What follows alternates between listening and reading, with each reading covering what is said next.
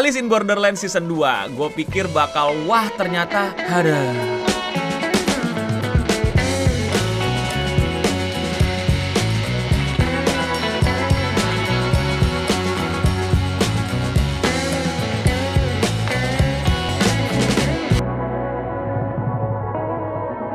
Selamat datang di podcast Radio Singham, dan kali ini kita akan nge-review Squid Game-nya Jepang yang padahal tayang duluan. Tentu saja video ini akan mengandung spoiler dan catatan gua tidak baca mangganya. Gua nggak kecewa-kecewa amat sih sebenarnya sama season 2 ini, tapi tuh kayak kok jadi gini. Tentu gua kecewa, tapi nggak yang gimana-gimana. Gua masih bisa nikmatin beberapa part yang menurut gua istimewa banget di Alice Borderlands Season 2. Tapi secara keseluruhan ini tuh apa sih? Season 1 tuh padat banget, game on, hampir mau mati, terus flashback, terus sedih, terus depres, terus bangkit lagi, terus clutch, terus ngaco lagi, nakama power dikit, terus buar. Season 2, game on dikit, flashback, kalah dikit, flashback, clutch dikit, flashback, di comeback dikit, flashback. Udah pasti mau kalah, nakama power, flashback. Oke, sebelum gue kritik banyak yang buruknya, gue akan apresiasi dulu apa yang sangat-sangat gue bisa nikmati di season 2 ini. Semua karakter baru yang cewek di season 2, mantap! Bukan cuman terlihat bagus secara visual, tapi memang karakter yang kita butuhkan. Tentu saja dua orang ini adalah si Archer Girl, siapa namanya gue lupa, Heya! Dan Queen of Spades, Lisa. Wah, itu... Terima kasih Jepang, arigatou gozaimashita. Gue adalah tim Lisa ya, walaupun game dia itu bener-bener apaan dah gitu, nggak penting plotnya, tapi itu game di carry sama The Queen of Spades. Terbaik bu. By the way dia juga main di beberapa sentai kalau nggak salah. Lu nggak lihat adegan close up pas dia nyekek si Usagi itu ototnya timbul semua. Man, art dan desain di season 2-nya itu sangat jauh lebih bagus daripada season 1. Season 1 tuh kelihatan kayak ada ruangan kosong pakai game yuk. Sedangkan di season 2 itu ya tentu saja karena kesuksesannya di season 1, jadi mungkin budgetnya dilontarin lebih banyak, dan menurut gue well spent banget sih. Bener-bener atmosfernya itu terasa kayak di bumi tapi bukan di bumi, kayak gedung yang ditinggal tapi bukan sembarang gedung yang ditinggal. Jadi stage-stage setiap gamenya ini bener-bener menarik dan terlihat mewah, mahal, dan beneran kayak tempat pertarungan, tempat game buat main untuk hidup dan mati. Oke, sekarang gue akan mulai masuk ke hal-hal yang mengganggu gue. Arisu di season 1 itu pinter, cekatan, mikir, ada paniknya dikit, ada gagalnya, ada depressnya. Walaupun ujung-ujungnya pakai nakama power, tapi dia mikirin dulu dan dia cari dulu strateginya. Di season 2 ini kita nggak ngelihat seorang Arisu yang mikir, yang pinter, yang bisa outsmart. Kalau kata teman-temannya lu bakal outsmart para zombie itu, enggak. Arisu di sini pakai plot armor, nakama power, bukan strategi, ceramah Naruto, bukan kepintaran. Dan gua sangat-sangat kecewa karena setiap game yang diikutin sama Arisu semuanya hanyalah bermodal bacot ceramah. Strategi ya ada, terus habis itu gagal, terus habis itu apa? Ya pakai plot armor lah sebagai MC. Sumpah beda banget. Jatuhnya makanya gue bilang ini kayak Squid Game. Squid Game itu kan si MC nggak pinter gitu, beruntung dan baik aja gitu. Dan Arisu gue lihat di season 2 ini ya Squid Game bermodalkan kebaikan dan menolong satu sama lain. Kepintaran dia buang aja jauh-jauh. Contohnya game pertama, bukan adu strategi, tapi adu apa? Adu kredo, adu hati, adu ego, adu siapa yang paling bisa menerima pengorbanan temannya. Terus akhirnya jadi pelajaran hidup. Bayangin lu diceramahin sama orang telanjang. Dan bahkan ya untuk penataan plot gitu, banyak hal yang menurut gue tuh kayak diceritain duluan baru dilakuin, sehingga kita kayak jadi tidak surprise. Oh memang strateginya seperti itu, oh memang rencananya seperti itu, tidak ada yang spesial. Jadi kayak pas kita nontonin tuh kita nggak kayak wah ternyata sudah memikirkan rencana lain ya, tidak hanya rencana ini gitu. Semuanya sesuai rencana, semuanya sesuai ekspektasi. Sekarang kita tinggal lihat dia berantem sama si telanjang ini gimana, yang strategi apa inaktif itu, kayak diliatin loh, nggak usah, udah langsung main aja gitu. Kok bisa kayak gitu? Oh iya, kau tahu nggak kalau aku akan memanfaatkan inaktif ini gitu loh, kayak di anime atau di manga gitu. Enggak, tapi ini kayak wah inaktif, akan kupakai di strategi. Ya udah ketahuan strategi lu, kayak ya kita sebagai penonton jadi kayak ya sure gitu loh. Terus di permainan Queen of Spades juga menyelamatkan anak kecil yang visanya mau habis. Gimana cara menang? Ceramah. Apakah kamu mau hidup dan menang di bawah tekanan Queen of Spades gitu.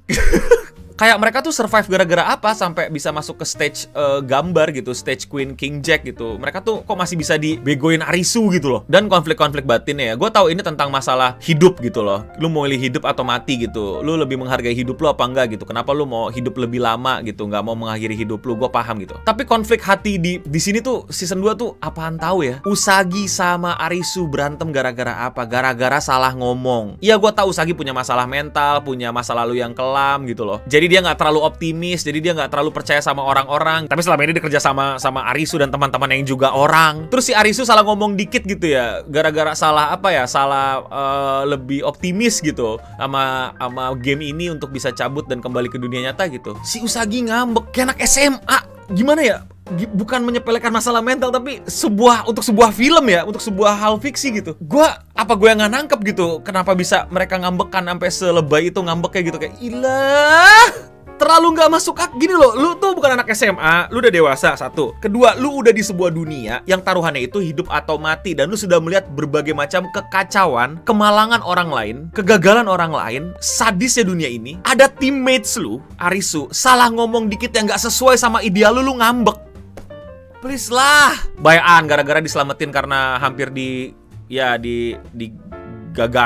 gitu ya. Terus gara-gara temennya satu liwat gitu. Ya kita bayaan, mandi bareng yuk.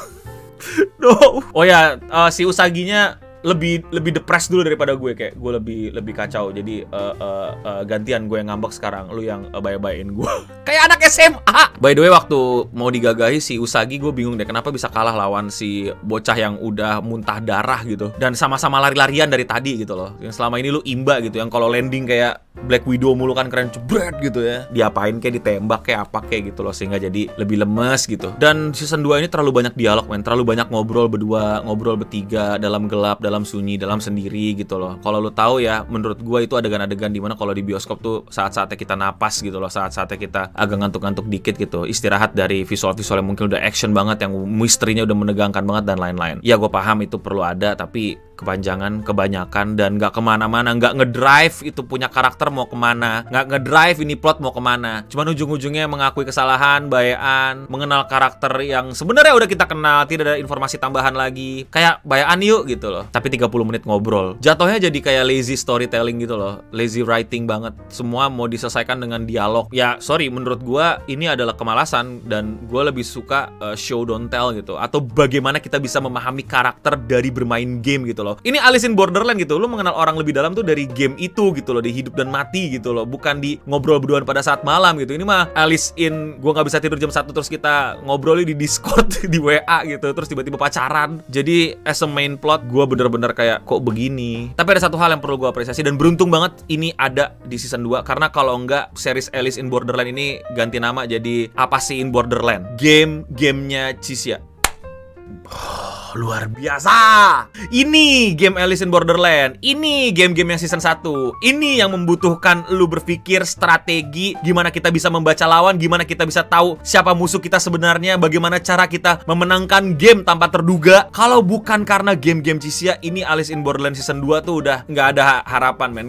Sumpah itu, waduh, itu bagus-bagus banget gamenya. Dan Cisya di sini bener-bener nge-carry the entire season, bener deh. Dia yang nge-carry ya, bareng si Archer Girl sama Queen of Spades. Dialah yang harus kita apresiasi, men. Kalau bukan karena game yang nyari werewolf siapa gitu kan, yang di Jack of itu, lupa gua gitu. Itu yang itu kepercayaan gitu, siapa yang bohong, siapa yang ini. Itu tegang banget anjir. Kayak gue tuh nonton kayak what the fuck, ini gimana? Terus udah di tahap yang menegangkan gitu. Cisya tuh di momen yang dimana kayak dia kena masalah gitu loh, ngerti? Bermasalah nih gue gitu loh, yang kita tahu wah ini kan karakter yang cukup misterius dan imba gitu, tapi bisa masalah gitu, dan dia dengan bilang wah sial, kayaknya gue susah nih, partner yang gue percaya mampus gitu, kayak wah itu gila. Dan dia jawabnya dengan karakter gitu, kayak gila. Terus kayak gimana dia menganalisa, bagaimana dia mencoba membaca arti dari game ini. Wah, that's Alice in Borderland itu. Kenapa yang lainnya gak kayak gitu? Lempar-lempar bola, aduh. Dan Cisya yang udah di sini ya, yang udah kita lihat sosok yang misterius, yang kadang heartless, emotionless gitu, tapi masih mau bekerja sama, punya tujuan sendiri, yang kayak ditempelin bibit bahwa dia menyimpan misteri atau sekeping informasi yang penting tentang Alice in Borderland ini gitu. Tiba-tiba di ending dibikin menjadi orang biasa, cuman dokter yang pelaku malpraktek.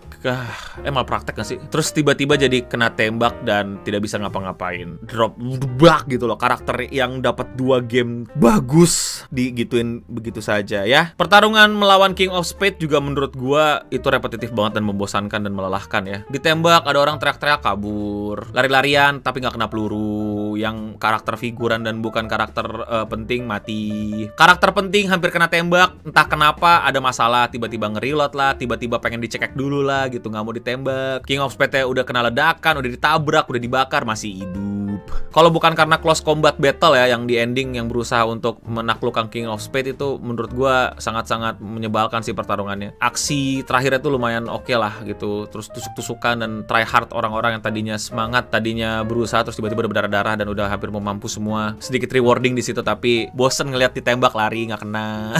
Dan menurut gua sangat di carry lagi sama Queen of Hearts sih. Queen of Hearts ini menurut gua bener-bener penting, sangat menyenangkan dialognya. Buat kita yang nggak baca manga gitu, jadi bener-bener bisa menikmati plot twistnya gitu. Bentar nih, ini apa nih? Kok begini nih gitu? Beneran android? Beneran ini gitu. Terus kita dimasukin ke beberapa layer sampai akhirnya layer terakhirnya kebuka tentang kebenaran dari Alice in Borderland. Yang dimana gue kecewa sama reveal ini sebenarnya apa. Gue suka banget yang tipuan psikiatris itu nikmat banget. Tapi setelah itu jadi apaan sih gitu loh, yang ternyata keadaannya begini gitu, meteor gitu. Nggak tahu ya, kayak jadi sia-sia gitu. Oh, semua ini hanya mimpi gitu. Oh ya, jadi masuk akal kan kenapa mereka pas lawan King of Spades masih pada hidup gitu. Udah dibakar masih pada hidup gitu. Karena ya lu harus mati di dunia nyata dulu baru bisa mati di Borderland gitu. Terus mungkin ada semacam entitas gitu ya yang mengontrol Borderland ini gitu kan. Kalau gue di spoilerin sama temen gue yang baca manga, katanya emang ada si Joker ini gitu loh. Ya gimana ya, gue lebih suka yang ending psikiater sih. Lebih mengena gitu loh. Lebih enak dibandingkan ending ini semua pada saat kamu koma dan near death experience gitu. Walaupun itu keren ya, yang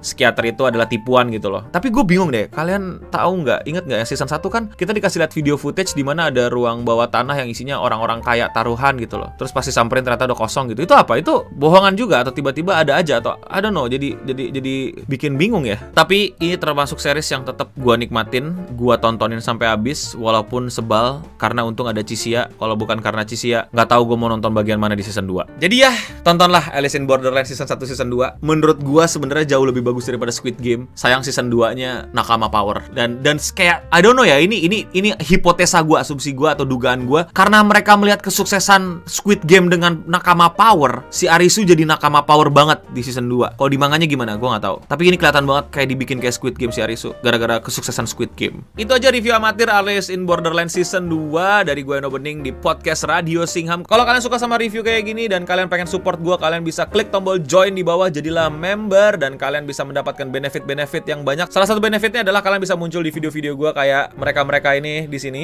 Jadi klik tombol join sekarang dan terima kasih telah mensupport channel ini. Thank you semua yang udah nontonin. Gue pamit undur diri dan untuk kita semua stay clean and sound.